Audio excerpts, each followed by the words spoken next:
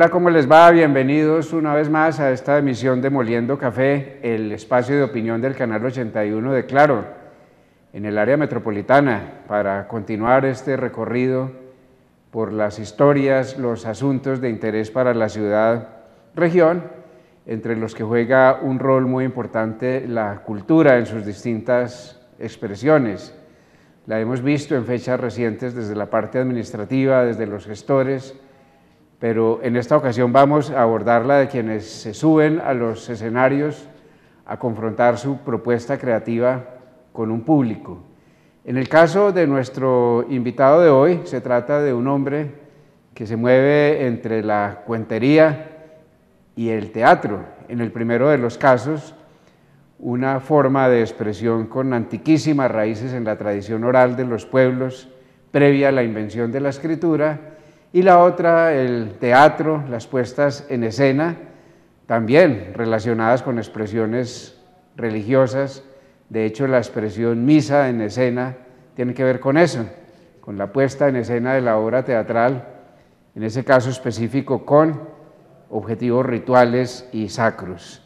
Para hablar de todas esas cosas, pero también sobre su percepción acerca del quehacer cultural, en la región nos acompaña Jorge Mario López, quien desde hace años se mueve, insistimos, entre el teatro, la cuentería, la docencia y el trabajo con la comunidad, que es una de sus actividades recientes.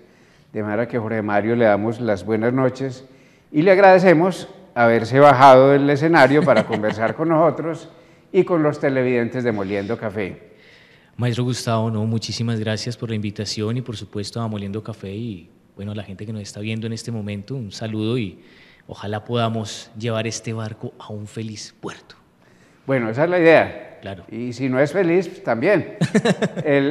Pero empecemos por algo, porque a veces, y sobre todo el mundo del espectáculo ha creado una percepción a veces confusa de la tarea del cuentero. Un oficio, un quehacer que se remite, lo decíamos, a la tradición oral de los pueblos, que fue la primera manera de conservar la historia, es decir, la memoria individual y colectiva. Antes de la invención de la escritura, la historia se transmitía de boca en boca y se conservaba a partir de la memoria, en ese caso, de los más viejos. Hoy el cuentero se ve inmerso en situaciones a veces absurdas, porque le toca competir en ocasiones con el cuentachistes, con lo que denominan el stand-up comedy, que es un cuentachistes pero en inglés, y con otro tipo de manifestaciones. Pero es muy importante, Jorge Mario, compartirles a nuestros televidentes la importancia que sigue teniendo, aún a pesar de existir otros medios, la cuentería, como puesta sobre las tablas de una representación desde la palabra hablada. Por supuesto, es decir, la cuentería es innegable que es la memoria del pueblo. Yo, por ejemplo, aprendí a contar cuentos por mi abuelo, mi tío abuelo. Mi tío abuelo, cuando habían apagones, él nos contaba historias.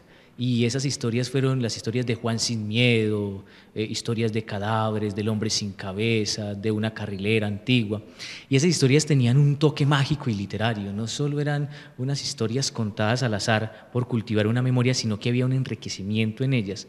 Ahora la posición del cuentero está muy difícil, muy traída de los cabellos. No solo porque asocian al contador de historias, al cuentero, con el cuentachistes.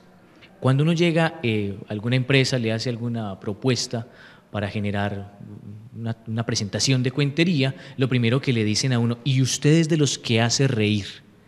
Entonces uno se pregunta, ¿cómo así que los que hace reír? Es decir, ¿de cuándo? Claro que usted también hace reír. Ah, por supuesto, pero hay una elaboración del cuento, hay un cuento elaborado, pero es, por supuesto, un poco más cercano a lo literario y se ríe ya de un humor negro, un poco más fino, más elaborado. Desde la inteligencia. Desde la inteligencia. Es decir, es indiscutible el valor de la inteligencia allí cuando uno se enfrenta al público, sin decir que el público sea un público carente de una capacidad cognitiva. No, por el contrario. Pero sí los stand-up comedy y los comediantes nacientes de muchos programas de televisión han dejado el cuentero muy mal parado. en el buen sentido de la Entre palabra. otras cosas, sin trabajo. Sin trabajo, claro, y que son cuentos que son bajados de internet. Es decir, usted divinamente encuentra en una cadena el cuento que este tipo está lanzando por todas las puertas, y en las universidades tienen cabida. Y tienen cabida aún con el mochilazo, aún con el sombrerazo, que no me parece denigrante para el arte, pero también es de replantear un poco hasta qué punto el sombrerazo y bajo qué condiciones se realiza puede ser conveniente para darle un estatus a la narración oral como tal, como esa apuesta de sentidos para un público. Es que es muy importante poner el énfasis allí. La cuentería, es decir, la tradición oral es fundamentalmente transmisión de memoria, y ese ha sido su papel, el que le ha permitido comprender a los pueblos y comunicarse sus prácticas económicas, la manera de sembrar, de cultivar, de relacionarse con los demás, de vivir la experiencia religiosa. Pero lo más importante de todo eso es que, a pesar de lo mencionado, de todas maneras el cuentero se mantiene y tiene un público. Lo que pasa es que se ha producido obviamente una mutación no solo natural, sino necesaria. La cuentería estuvo vinculada a un mundo rural, al universo del pensamiento mágico, y uno observa en el país en los últimos 20 años por lo menos un traslado hacia el territorio urbano. Empieza a surgir una cuentería urbana que da cuenta de las cosas buenas y terribles que pasan en las ciudades. ¿Cómo ha experimentado una persona como Jorge Mario López ese tránsito? Pues yo he sido un poco más de la municipalidad, he estado más en la provincia, pero es indiscutible que las ciudades sí empiezan a permear y que uno cuenta la ciudad. Es decir, también aparecen los cuentos urbanos, no solo los cuentos de tradición que están ahí anclados en la memoria como un reservorio para relatar, sino que también el tránsito por la ciudad, así sea de la provincia, está trastocado, porque las provincias también empiezan a extenderse y las veredas empiezan a mezclarse con la parte urbana, y en la parte urbana empiezas a encontrar historias, empiezas a encontrar personajes de los cuales puedes tomar, beber. Entonces mi tránsito ha sido un tránsito como a empujones también, como encontrarme con unas realidades que tienen que ser contadas sin que mi cuentería sea una cuentería panfletos, sin que mi cuentería sea una cuentería de banderas, sino que sea una cuentería que permita comunicar lo no comunicado, pero desde una estética y desde una posibilidad que me brinda la literatura, porque es indiscutible que vamos también ligados ahora con la literatura. Si bien se han acabado estos ancestros que contaban sus historias, que nos llevaban a los oídos todo ese mundo mágico, pues ahora ya hay otros que hay que leerlos, y a través de esos que leemos con esas historias de urbanidad empieza uno a atar cabos, a enlazarse, a participar dentro de una ciudad que también lo empuja a uno, le hace vestir de una forma, le hace cambiar sus estilos a propósito para poder que generen unas ganancias o generen unas divisas, unos dividendos económicos que la verdad en últimas, si bien son importantes para cualquier artista, porque es que los artistas también comemos, también pues vestimos, también tenemos unas necesidades y cobramos por nuestro oficio, no solo son el precedente para uno hacer cuentería, y una cuentería no digamos de calidad, pero sino respetuosa con el arte y respetuosa para un público. Es muy importante que mencionemos y abordemos además esa relación cuentería-literatura, porque se ha querido muchas veces dividirlas en compartimientos, una la tradición oral y otra la tradición escrita. En la práctica no es así. Cuando uno se enfrenta, por ejemplo, a los relatos de las 1001 noches, por ejemplo, está ante una paradoja, ¿cierto? Es un texto escrito, pero en el cual la princesa Sherezada se salva de la muerte por su capacidad para contarle historias al rey, claro, al califa, pero también por su habilidad para crear el suspenso. O sea, nunca termina de contar la historia porque le cortarían la cabeza, ¿cierto? Entonces deja una parte que es la que alimenta las expectativas del rey. Además, convierte el relato en una necesidad vital. Eso es muy importante, porque necesitamos de las historias para seguir vivos, y todavía más en un mundo que parece reducirlo todo a lo práctico. Por supuesto, es decir, el sultán no logra cortarle la cabeza a Sherezada porque ella no le da... No es que no logre cortarle, es que ella la salva, ella salva su cabeza. Pero está Cherezada contada de nuevo, ¿cierto? Sí. Es decir, nosotros podríamos pensar que ella se escapa por la habilidad narrativa y del relato, pero ella también, pero el sultán quiere castigarla porque también sus oídos están taponados. Ahora los chicos también tienen, y la población de la ciudad tiene los oídos taponados a través de otros elementos, ya los elementos digitales. Hace poco tenía una función de cuentería, estaba narrando historias mientras un 20% de mi público estaba conectado digitalmente. Estaba escuchando otra clase de cuentos. Estaba escuchando otro cuento, ese otro cuento digital y se reía y yo decía, entonces yo miraba y yo, ¿será que se está riendo? Si esta parte no es tan chistosa, sino aquí no hay humor y la persona no, la persona era concentrada. Estaba riendo de lo que les decían entonces, por su entonces aparato. yo diría que esa Cherezada no logró y el sultán sí le cortó la cabeza. Ah, bueno, porque aquí viene el complemento de de lo que yo llamo una paradoja, porque resulta que ese mundo que algunos han dividido de manera artificial, oralidad, escritura, o sea que tiene muchos puntos de contacto, hasta llegarse al caso de que la tradición oral, es decir, la reinversión del proceso, se ha convertido en una herramienta para acercar a los niños y a los adultos a los libros. Es decir, contarles primero el contenido de los libros.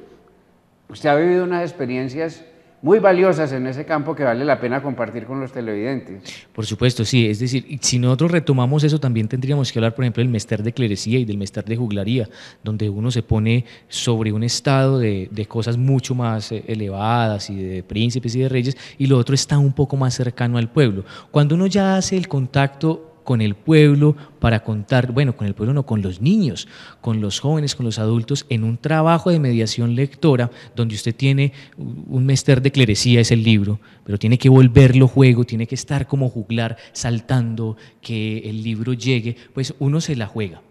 Y se la juega en el reconocimiento que puede hacer el público de ese texto en sí mismo. Entonces lo que uno narra es como los buenos maestros que dejaron de ser buenos maestros, donde le decían a uno en clase, bueno, la historia es esta, pero bueno, a ustedes no les interesa la historia. Entonces nos dejaba como picados diciendo, no, pero es que a mí sí me interesa la historia. Termínela. No, más bien vayan y la leen. Entonces es también jugar como con ese careo. Estar con un respeto del texto del libro, pero también vincularse un poco a lo narrativo y surcar esos mundos. Yo he tenido experiencias, por supuesto, he sido mediador de lectura, libronauta, y eso me ha dado un camino, una carrera, una vida en particular. Y esa vida que me ha permitido me ha llenado más con los chicos, ¿no? He estado con los chicos, he estado con las comunidades y las comunidades empiezan a ver en el libro un valor, pero porque uno les cuenta, no todo el libro, sino parte del libro y deja la tareita. ¿Quiere saber cuál es el final de la historia? ¿Quiere leerla? ¿Quiere descubrir qué hay allí detrás de estas pastas, de estas hojas? Pues bueno, termínate de leer el libro, partiendo de un cuento como tal. Con seguridad, muchos de nuestros televidentes, padres de familia, se han enfrentado siempre al interrogante acerca de cómo hacer que los chicos se aproximen a los libros, ya no desde la tarea, desde la obligación, sino de una forma gozosa, lúdica. Pero la verdad es que muchas de las propuestas, antes que pensar el asunto en términos positivos, se han dedicado a condenar los probables enemigos de los libros. Entonces la televisión, ahora usted hablaba de los aparatos, en fin, una cantidad de cosas.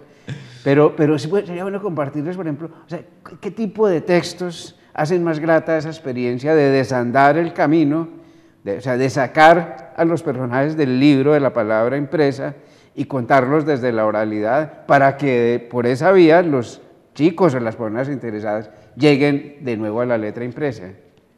Pues bueno, uno podría citar aquí varios textos y varios personajes, pero hay un personaje que se ha enlazado. Se ha creado un personaje como Angelita, pero entonces Angelita no está en ningún texto, pero sí está la Angelita de... no es la Angelita de Andrés Caicedo. Por ejemplo, entonces uno conecta a los jóvenes. Hay un cuento sobre Angelita, pero ese cuento es una Angelita que vive en la ciudad, que le sucedió una cosa en la ciudad. Eso es un cuento inédito, pero esa Angelita tiene una historia, tiene una memoria, y uno le dice, esa Angelita la puedes encontrar relacionada con Andrés Caicedo. Esa Angelita también pudo haber sido la Angelita de un Gonzalo Arango. Esa Angelita también pudo haber sido... Entonces uno empieza a conectar. De una canción de los Rolling Stones. Por supuesto. Entonces empieza uno a darle, porque no es contar solo el texto. Quizás hay libros un poco más, por ejemplo, La Sueñera, de apellido Suá, tiene textos muy, muy cortos. Hay un texto bellísimo que dice: un hombre se acerca al quicio de la puerta y me dice, despiértese. Y yo le respondo, despiértese usted que me está soñando. Ahí son textos cortos como El dinosaurio de Monterroso, que nos permite esos cuentos cortos generar una atracción más hacia los textos y dejar el texto a merced de la población. Entonces uno toma personajes, yo tomo personajes, cuentos que cuente exactamente. Yo cuento cuentos de Eduardo Galeano, El amor de Eduardo Galeano y otros cuentos que me parecen que se prestan para la realidad, porque es que no todos los textos se cuentan. Yo tengo un compañero que es narrador oral, es maravilloso, y se cuenta el ahogado más hermoso del mundo. El cuento de García Márquez. El cuento de García Márquez, con sus comas, con sus pautas, con sus puntos, y él nunca mueve un brazo, nunca genera una corporalidad para atrapar el público, porque la corporalidad también ayuda, y eso entra en la parte actoral. Él solo se queda mirando un punto fijo en el espacio, con su pinta, su vestimenta, y narra el ahogado más hermoso del mundo. Entonces uno dice, ¿cómo lo hace? ¿Cómo lo logra? Y la gente queda atrapada y entregada y dice, no, me voy a leer el cuento y los otros cuentos de Gabriel García Márquez. ¿Sí? Pero nosotros, o bueno, mi estilo en personal, pues no radica como en cuentos exactos, sino en tomar personajes. Por ejemplo, Rayuela, capítulo 68 de Julio Cortázar. Entonces, bueno, ¿cómo hacemos que Rayuela, el capítulo 68, sea más encantador? Pues montémoslo en blues, hagamos un blues y generémosle toda una corporalidad a un cuento, a una parte de Rayuela que está en gíglico, que no son palabras que no se entienden. Apenas él le amalaba el noema, a ella se le agolpaba el clésimo. ¿Cómo lo hacemos para llevar allá? Ahí ya hay un estilo propio. Ya vamos a hablar de la cuentería, el ritmo y la música en el siguiente bloque, porque vamos a una primera pausa en Moliendo Café.